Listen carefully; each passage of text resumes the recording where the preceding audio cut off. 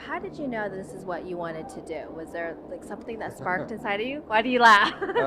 Yeah, I don't know. I mean, I grew up being a music junkie and a music lover, and once I figured out there was a gig where you didn't have to play an instrument perfectly or sing great, and you could still be in the music business, then I chased after that pretty hard.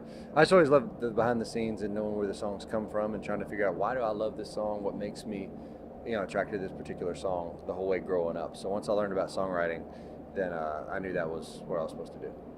So is it very academic for you, or is it something that comes to you and it's a creative thing? It's a mix, right? So I mean, it comes quick. A lot of times the songs, the meat of the songs will come quickly for me because it's more motion. But then trying to figure out what is better than the next line or editing. So there's a quick, fun creation phase, and there's a little more painful editing phase, trying to figure out what's better than the next thing, melodically and lyrically. So kind of a combo, kind of both sides of the brain going at each other. So do you remember the first time where you felt like, wow, I made it. This is good.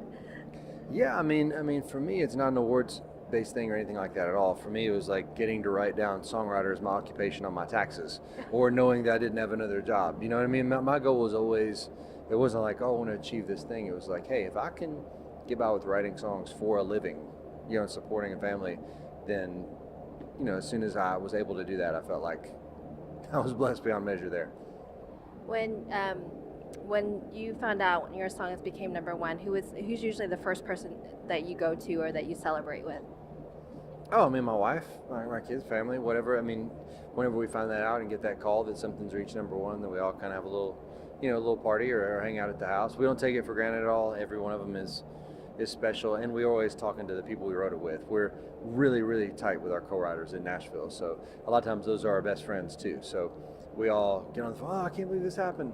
Doesn't matter what number it is or anything like that. We all just, we're all just little kids for a minute, just celebrating that. Well, I'm so happy that you get to do what you love to do and you're successful at it.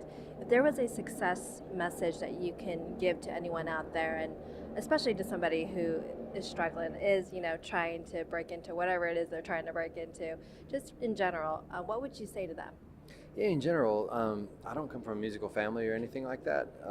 I come from a farming and factory town, but I know my dad told me this, and he had no musical influence on me. It just wasn't something that was there. He doesn't play anything.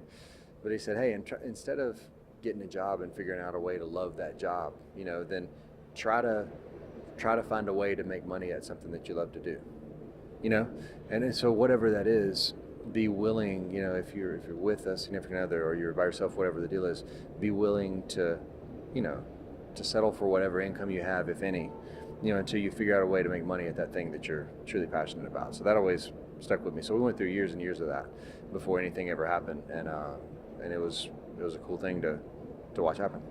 I bet you he's so proud. Yeah. Okay, thank you so Thanks. much. Yep.